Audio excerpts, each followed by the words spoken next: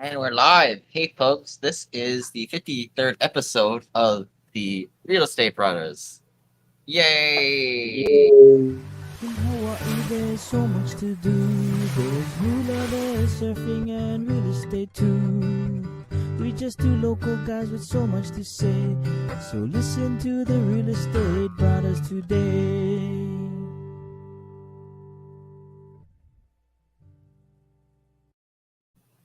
And welcome, folks. So, in this episode, we're going to be talking all about rising interest rates, Jay Powell, and rumors of the Fed.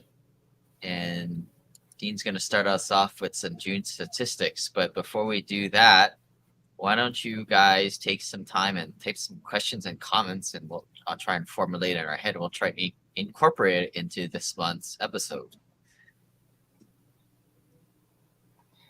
Okay, so is that me?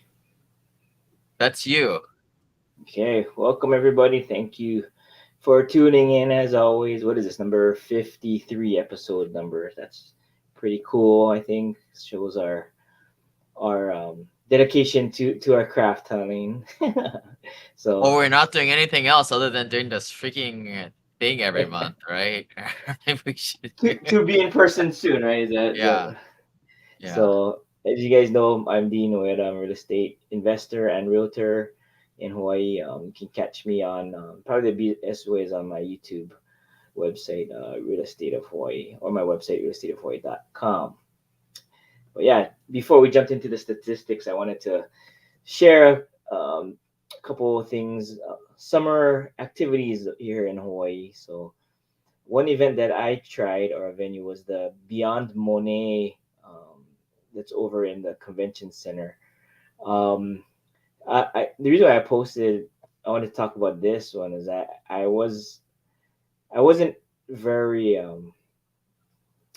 it was cool, I guess you could say, but I wasn't impressed very much, and maybe I'm not a impressionist appreciator or a art appreciator, but it just was, the lack of amount of um, what I was able to see there. Basically, it was like two large rooms. One room had a lot of words that you could read about Monet's history, which that part was interesting. But keep in mind, I brought my 10 and my 8-year-old child, and we went on a play date. So that was one room that after you read all the history, then you step into another room that had it was like a big um, I don't know, it's just an empty hall that had four sides of big screens, and the projectors just shot on all four sides like just moving art, which is interesting too. But that was pretty much the end of it, and I think we paid along the lines of maybe $30. So it went by really quickly. Um, so just underneath that, I have this search for Snoopy, the Peanuts Adventure at the experience. We didn't do this, but the funny thing is, after the Beyond Monet event, we went over to Ala Moana Shopping Center and to have the kids play on this playground right next to Target, and we saw this search for Snoopy pop up adventure. So we didn't have time, but I then went online. Come to find out, it's pretty much the same price as the Beyond Monet event, and again, I haven't gone through it yet, but it touted like 8 different areas to go and do, tour and adventure. So it depends. Like, I'm sure if you're a Monet fan or appreciator, the Beyond Monet would probably be awesome. But I didn't find it very good bang for your buck. And one interesting thing too is there was the someone was working. There was a basketball tournament down below at the convention center. So I was talking to the lady working that event, and she was mentioning to me that she was gonna go to Beyond Monet, and I said, "Oh," and I asked her. There was a Beyond Van Gogh event that happened probably 6 months ago, so I had asked her, oh, what she thought about that one. She said she hadn't been to that one, she missed it, but the interesting comment she made was that the Beyond Van Gogh event had a really good turnout. right? And from my understanding, it was very similar with the two different areas. And she said, surprisingly, she finds that this Beyond Monet venue isn't getting nearly as much attraction or pull as the Beyond Van Gogh came. So that made me kind of think that people that paid the money for the Van Gogh event weren't impressed enough to come back to the Beyond Monet when they found out it was a very similar concept and setup. But Did anyway, you go to the one in Japan where like there's like the immersive oh experience? So you know what I'm yes, talking near. yes. So that one, there's two of those in Tokyo, and we did go to that. And oh yeah, maybe I'm comparing it to that, but that one blew this one out of Okay, it's this water. because this one I'm just looking at a picture, but it looks like they just like fired up four drone or four projectors and they just changed the USB file, right? I mean, it's not. I mean, It, there is transitions a little bit. It's a little bit more fancy than that, to your point. But yeah. I mean, in a nutshell, versus the one in Japan, which is comparing apples and oranges. But the yeah, technology that they had in the one in Odaiba is, the kids would get a picture, they would uh, draw a sea creature, and then they would scan that sea creature in the computer, and then that would pop up and be animated and be going all over the walls in the virtual ocean, and it would be moving. So, and that's just one, right? There's and maybe we were expecting that, but anyway, we kind of typical Hawaii, man. If anybody can help me find a CPA that has knows what about passive losses and land conservation easements, please help me because apparently we are 20 years behind everybody on the mainland, and in terms of 3D immersive art, we are 100 years behind Japan. so anyway, getting off topic, let's jump into the statistics for June. And I've been tracking this as well as some other statistics because everyone is talking the doom and gloom and how there's the correction, and interest rates are making everything tank, and that may be the case on the stock market side. But glad to announce that it's not quite happening in Hawaii yet. We are seeing a little bit of, I don't know if you want to call it softness, but as you can see, it's not really evident in some of these numbers. I'll point out to you where it might be, but starting off with the single family, median single family home prices, we're actually at 1.11 million. We're actually up 12% from the same time last year. On the townhouse condo side, we actually broke an all-time new record at 534,000, and that's up 16% from last year. Where we do see maybe a potential, I don't know if you want to call it softening, but is on the closed sales. 357 for single family. That's a 21% decrease from last year, and 626 closed sales for townhouse condos. That's a 14% decrease from last year. If you want to say that's if that's a sign, but days on market, we're still at 10 and 11% days on market, which is still a strong seller's market from by definition. So what I would like to do is, like how we always do, is kind of dig a little bit further to see um, how things are going. So closed sales, we see again, we're just kind of looking at this trend lines um, that over the last, was that 10 years, this is the closed sale trend. And if you look at it, it still looks relatively healthy. It's not like it's like a big drop. Um, for new listings, I mean, this is where I think on the mainland, certain parts of the mainland, they're saying is softening up because sales are going down, listings are coming up, and then so inventory overall is on the rise, which is causing the prices then to soften. But as you can see here, new listings, we it's not really going up; it's actually kind of going down. And so what that does is, month supply of inventory, it's not bumping that up as much as it is on certain parts of the United States. So if we look at for June, we still have single family 1.6 months of inventory, and condos not much different at 1.7. If you look at this historical chart, we were still at really, really basically all-time lows still. So until the inventory starts bumping up, I think that's when we will actually get to see more a softening of the prices, I think. And one thing different we have is our new construction rates aren't nearly as high as they are at the mainland, being on the island as we are. So looking at days on market too as a lagging indicator for a buyers or sellers market, and we have, as you can see here, as you mentioned earlier, it's well under 2 weeks, so we're still by definition in a seller's market. And again, all of these statistics are lagging indicators, but these are 6 days old, right? As June. Um, Interest rates, again, we talked about this in the past. I put this number yesterday, but 30-year fixed is at 5.65, and I know you hear a lot of people freaking out. And by right, because everyone's been spoiled for the last 10, 12 years.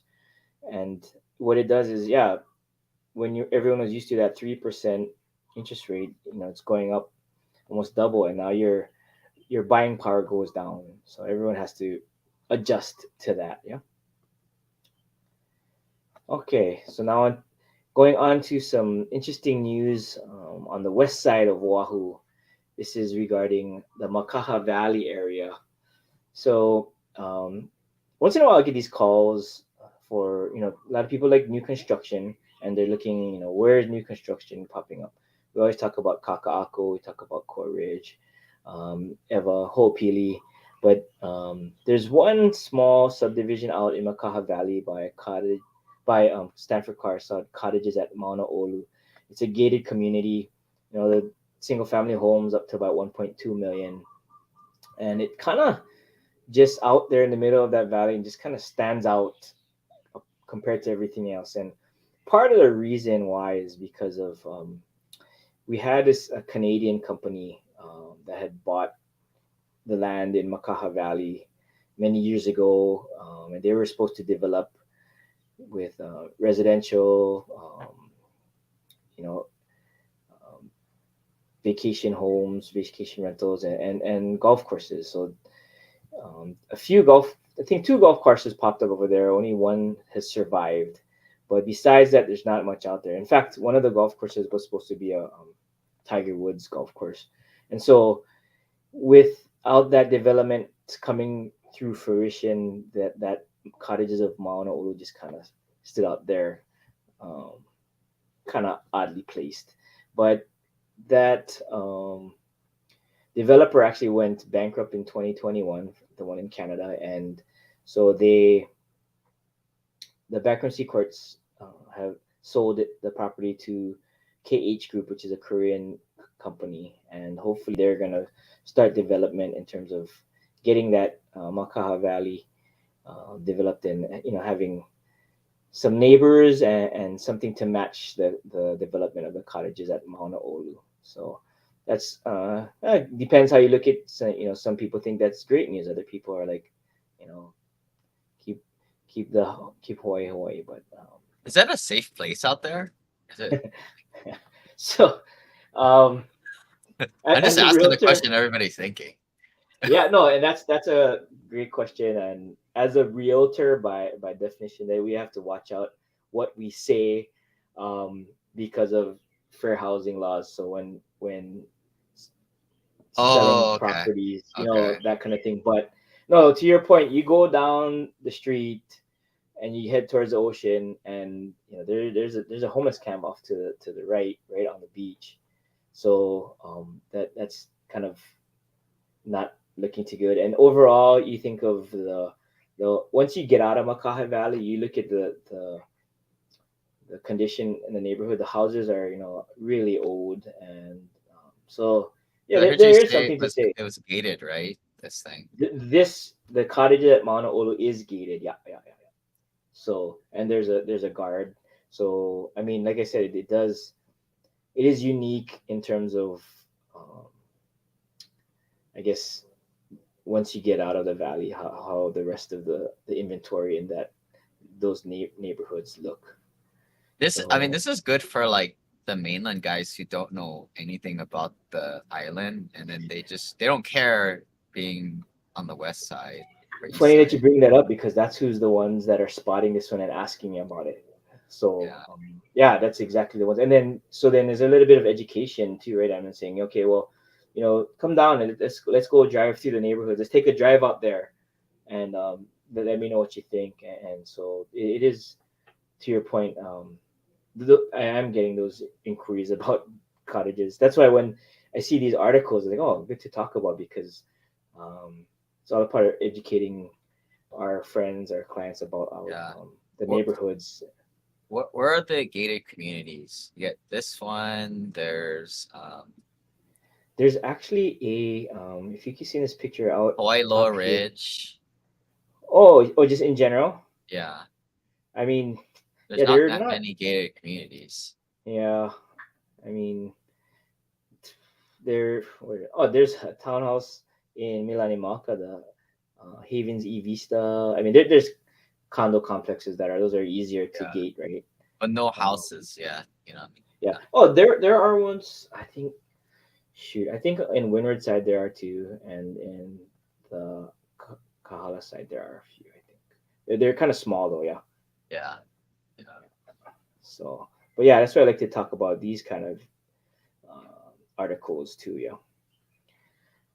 As always, I like to talk about the scam of the month. So now we're talking about celebrity cryptocurrency scams, and basically what these scammers are doing is they're building the scam initially, then the criminals will boost the scam with fake endorsements. So they will get, uh, I guess, they'll impersonate public figures who previously promoted cryptocurrency to make the endorsements seem legitimate, right? And then the endorsements are meant to influence you to invest in the scam.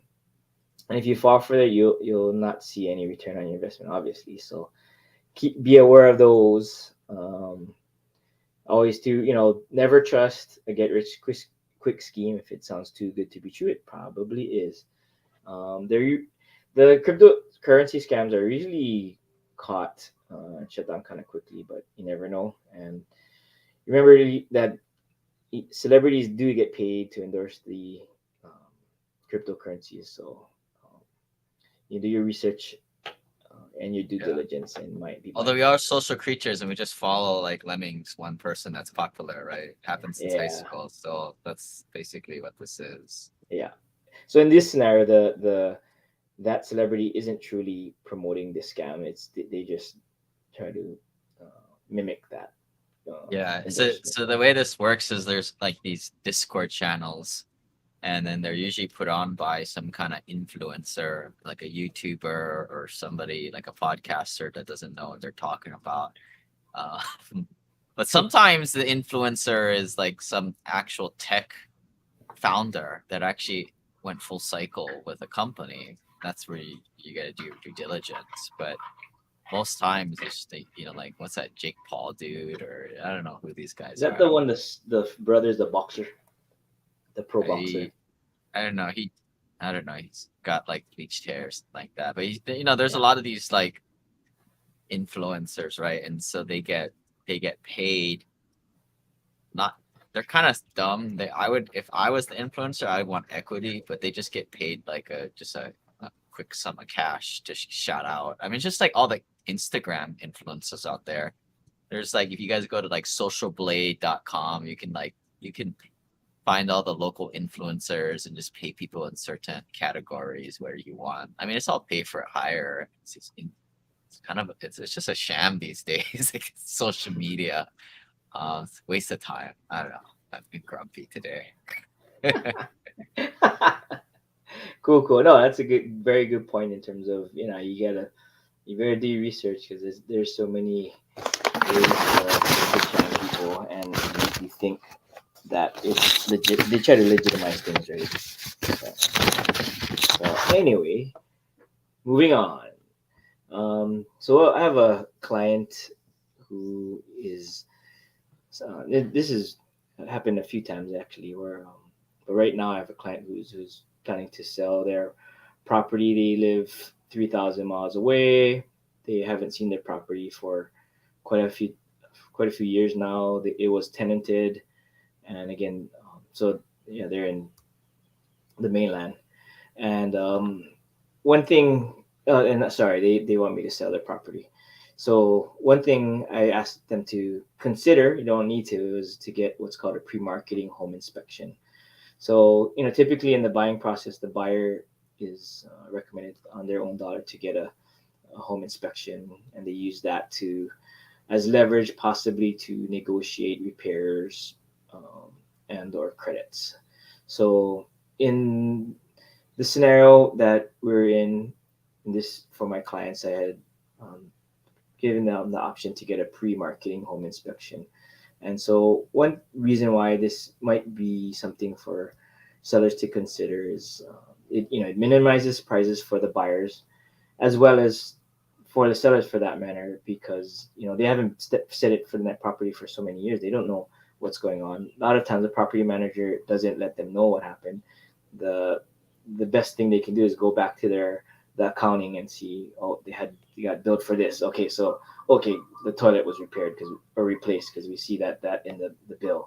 Sometimes there's a bill and there's no details, so the inspection helps minimize those kinds of oopsies or like things they didn't know about. Yeah, and in theory, it can reduce the buyer's reason to cancel from the J1 inspection. So if providing um, them with the buyers with the information if you want to, or at least being able to disclose things that popped up in this pre-marketing home inspection, it gives the buyers in theory less outs because of things that they didn't know because they discovered it during the inspection because you were able to let them know prior to getting into contract.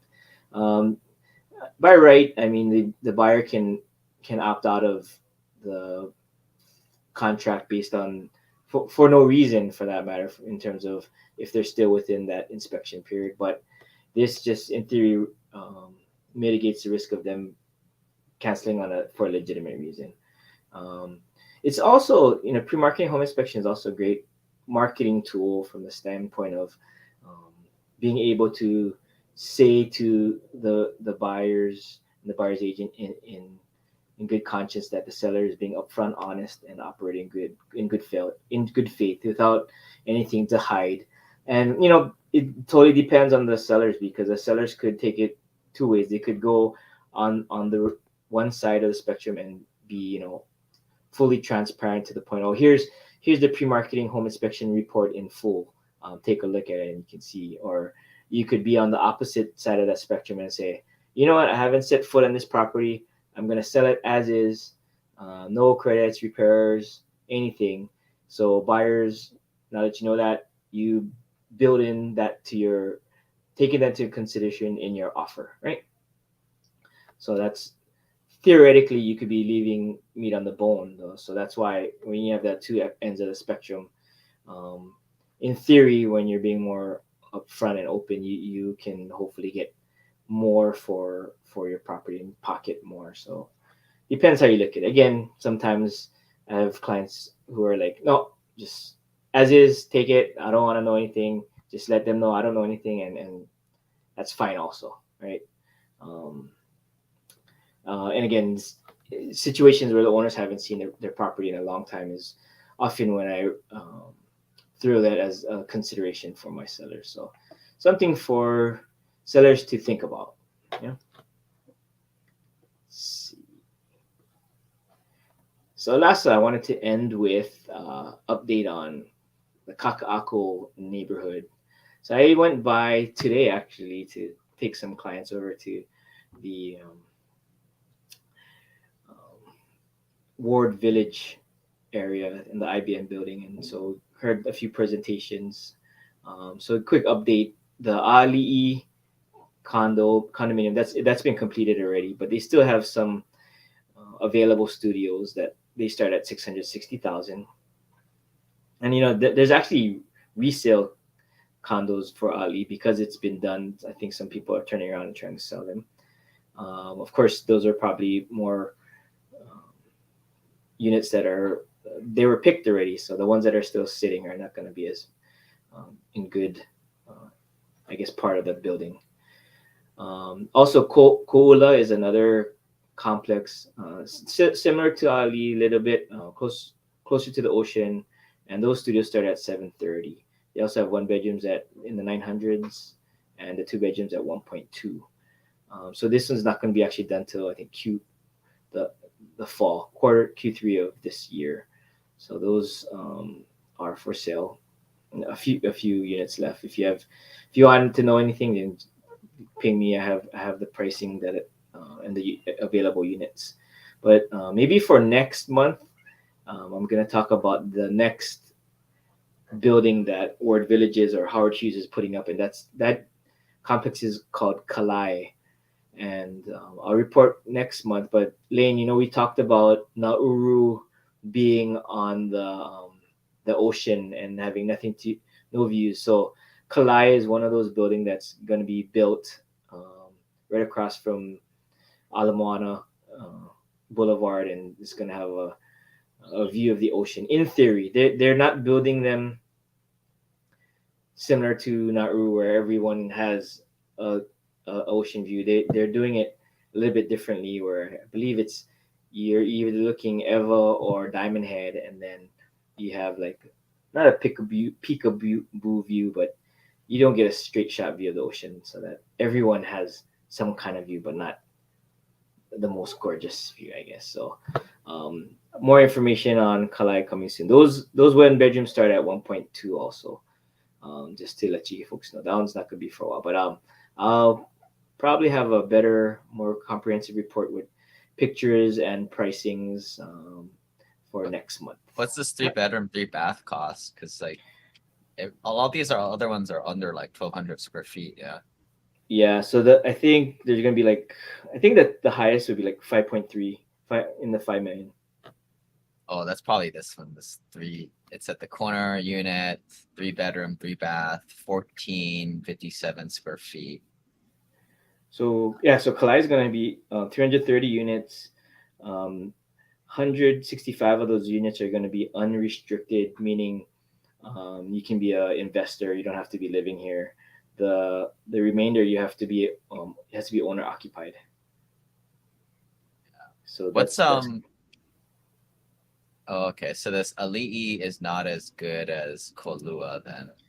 yeah. Ali's further towards the mountain. There is a little bit smaller the unit sizes, and then yeah. This interesting thing is Ali.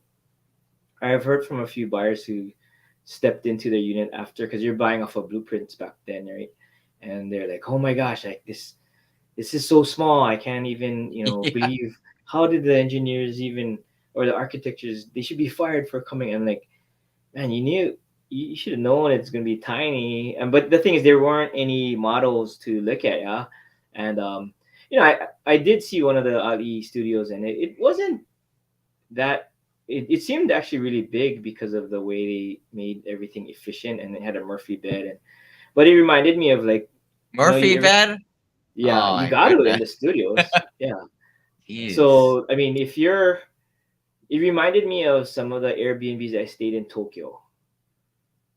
So I mean, if you're moving from uh, say Milani Maka from the 4 bedroom 3 bath single family home 2,000 square feet, and you're trying to squeeze yourself into a 350 square foot studio, yeah, you're gonna be in a big bunch of shock, yeah.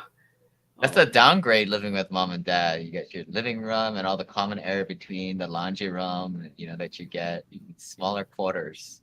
you could, yeah, seriously, right? So I don't know, it just depends how you look at it because the theory is that you go back to so these micro apartment theories in this urban areas is you go up and you go to sleep there, but you're going to go down to the amenities that they have as well as the public amenities in terms of the restaurants and the shopping and the parks. um the interesting thing about transitioning back to Kalai is they're going to have these bungalows. It's almost like um, giant, giant. I don't know, like kitchens and an area. And one of the bungalows has a pool where you can rent out this area. It fits maybe like 50 people, and you're gonna have to pay a fee. But it's almost like a miniature version of Mililani Town Association, where you can rent out the big party, the room for your 300 um, party graduation, that kind of thing. So It'll be interesting, but yeah, Kalai is gonna be right on Alamana Boulevard, so that should be a interesting one. I'll talk about that one, and we can do even comparisons with the older inventory and, that has the view. Yeah. Yeah.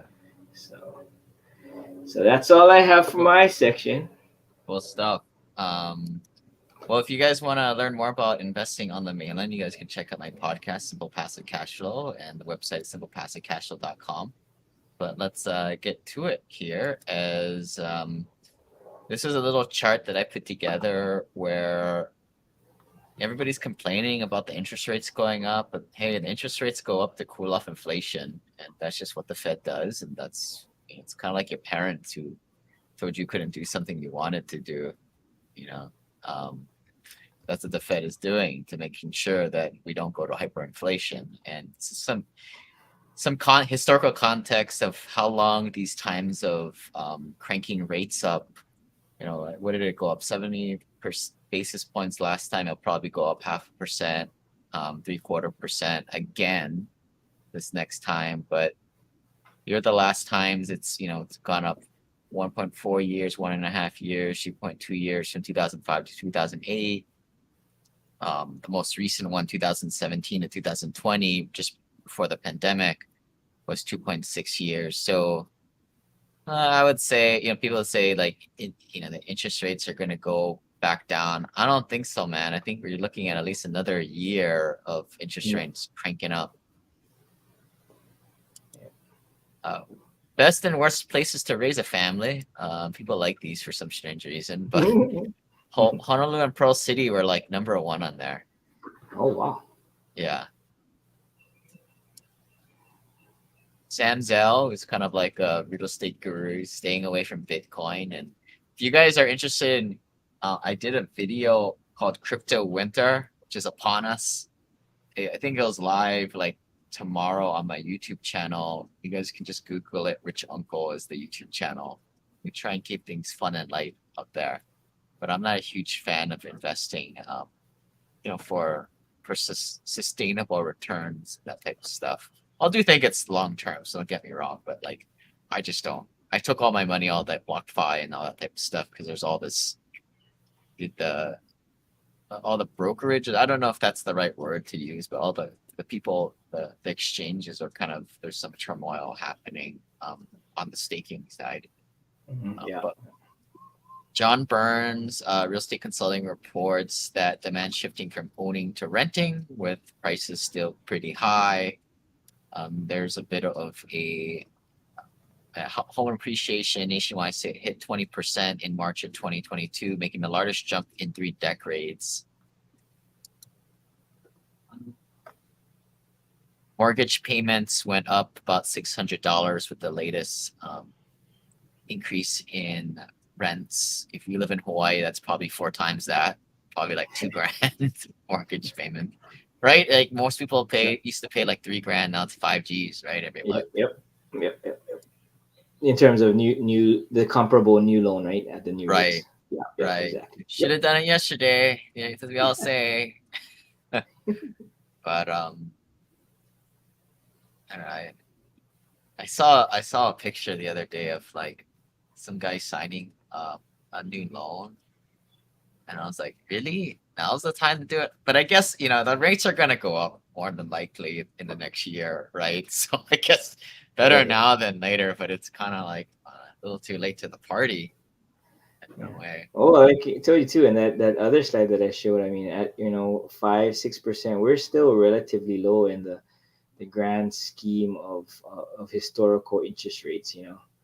Yeah, so exactly. So we've just been spoiled, when it and it's just shocking to us emotionally as well as financially when you look at how far down our buying power went compared to when it was at 3% or below 3%. It's very unnerving, and it's scary. It's scary, right? Yeah. But See, theoretically, that's why I like your condos. Like your condos are, so I don't want to be offensive.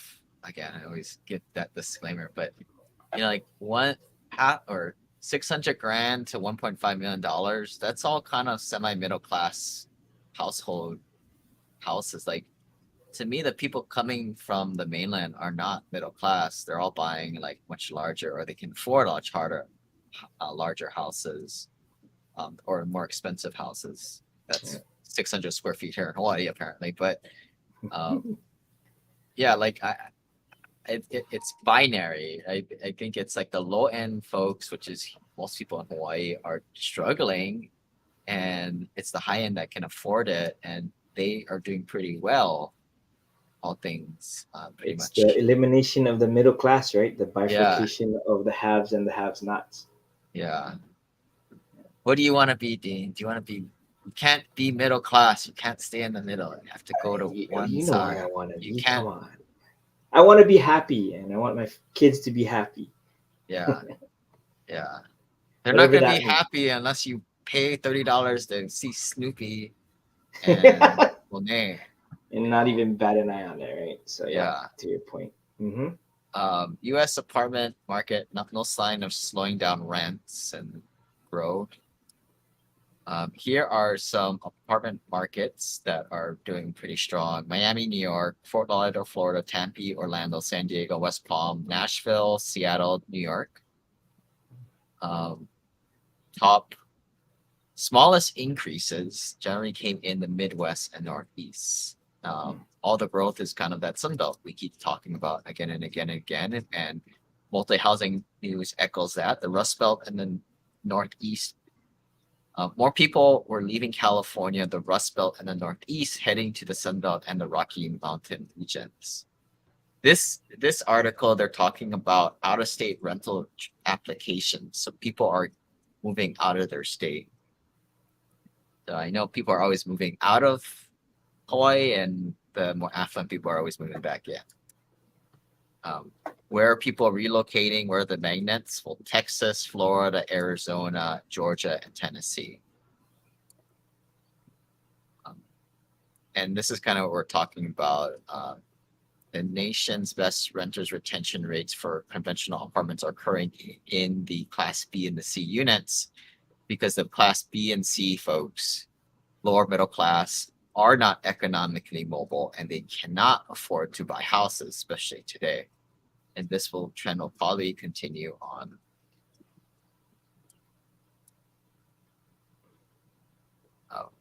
Here's some places where they're moving, or the highest retention rates by residents: Indianapolis, Cleveland, Milwaukee, New York, Miami, San Diego, Riverside, Boston. Class C are the apartments that aren't raising rents as much as the high end, because the high end are they have more money to spend, especially these days coming out of the pandemic. Which is a little perplexing too, because you would think that maybe the people who are on the fringe or the Bs move down to the Cs, but Right. you just don't have the ability to pay much more, it seems like. This one has some pertinence to Hawaii folks, but this is all the way in New York. This is a sort of anti-rent control bill that got passed. Just one in a line of many. I'm sure there'll be more rent control, but I always look to Dean, you're drowning us out with the paper. Oh, my bad. We're always we're always looking at like states like California and New York, where you are seeing these kind of precedent setting type of laws being passed, because Hawaii is a very progressive in terms of laws and equality, in terms of financial equality changes, in my opinion. One time, Hawaii, that comes up for discussion once in a while at the legislature, rent control. It's very scary. We don't have rent control here. We right? do not, but it comes up every once in a while, every session. I don't know if it's every session, but it becomes a topic of discussion because of the high cost of living, the Yeah. affordability problem. So Did, Did you hear that Hawaii's minimum wage is going to get raised, I don't know, 10 years from now? That Yep. was that a big thing or I mean, I just saw It that article. yeah. I mean, it's see. I don't uh, even initially, right, on the Fed side. I think Obama was going. He was successful, right? And I I don't know. I feel that I understand what they're trying to do, but I have a feeling it's going to backfire from the standpoint of when we hear big, like on the federal side with that, I feel like now we saw McDonald's, a lot of those kiosks popping up in lieu of the cashiers. Yeah. At the Safeways, we see the self checkout lines more popping up, even Costco. So I feel like it might have a backward effect, where you're gonna actually displace the human resource Yeah. aspect of it. Hawaii is like I've never seen so many parking attendants. The guys who take your ticket. There's Mm-hmm. none of that on the mainland. Everything is like automated. You don't have some random person just staying in that little booth all day making X dollars an hour. You don't have any of that. I think yeah, Elon Musk. I was watching a interview on him, and he was saying that with all of this technology, AI, and everything, it's gonna make a lot of these menial labor um, positions that were handled previously by humans, handled by technology and AI, to the point where people that don't have these, I guess, for lack of a better word, unskilled labor type positions are might go away, and we'll need to have more like a socialistic society where some people, the homeless will not the homeless, the jobless population will grow because there won't be any jobs for a certain type of demographic, or amount of education. There won't be any jobs for a big portion of the population. So the governments are going to have to just pretty much just give them money, and because there's no way they're going to find a job. Uh, they go on Reddit and read the anti-work thread. It's it's kind of funny. It's made to be funny, but like it is super sad because like people you have to get into so much student debt to get like a halfway decent job to make like 50 G's a year. It's ridiculous. Like and then like one of like that there's funny things on there. It's like, okay, make me do this bullshit application for a job that takes me like an hour and then I have to upload all my job experience every single time, right? And then you're not even gonna tell me what the stupid pay is. That's absurd, but that's just how it is. Yeah, I don't know. It just yeah, yeah, like it's getting so separated, and this is why I just want to go in my gated community where mhm. when everybody gets so pissed off and everybody just fights in the streets, I will be away and maybe I know you're not allowed to have guns, but maybe I'll get a cannon or like a lightsaber and protect myself. But yeah, like it just and yeah, it's kind of feels sorry for a lot of folks out there. It's just the Yeah, system is it's hard. yeah, Um, yeah, but yeah, I agree. Like raising the minimum wage is gonna get just passed down to the lower guys yeah, somehow. yeah. But let's just focus on keeping the status quo for now. um, but yeah, CNBC Business, their opinion, it's time to prepare for a recession. I don't really see this happening too much. I mean, we've already had a negative 1.5% GDP last quarter, and a recession is officially 2 quarters of Two that in a quarters. row. Yeah, But right. like when the previous quarters passed for like 20% plus gains, then you're due for one of these once in a while. You're still net positive. Yeah, you're still net positive on 1 year moving average. But these articles they need to sell doom and gloom. But I do think that the war in Ukraine going longer or the lockdowns in China, because that's going to make even more supply chain shocks. That those are just two of the uh, what do they call them, the black swan events that could potentially happen. That probably won't. that is, oh, there's always black swans events that could happen, but I don't know. I no, never know. That's why you buy stuff that makes sense in cash flows as opposed to gambling on things that don't. Any commentary there, Dean? I just was gonna say, well, with that said, how are you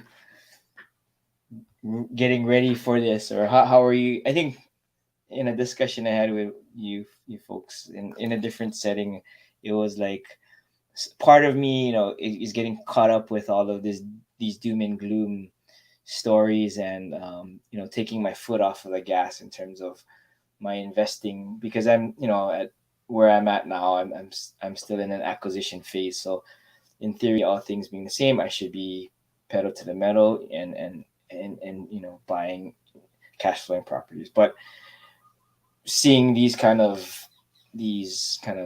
in the media in terms of the recession coming up, and it's like, well, maybe I'll keep that cash flow a while, and although I'm losing upper 8%, keeping it in cash, if and when there's a big correction, then I can be buying whatever, real estate, stocks, crypto at a discount, and at the bottom waiting for everything to go up. So it's like, how are you taking all of these kind of articles since you're reading them?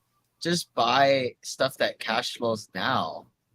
I mean, but that whole thing that you said makes a lot of sense, but in practice it's impossible, right? Do you remember in 2008, right? That was your big moment.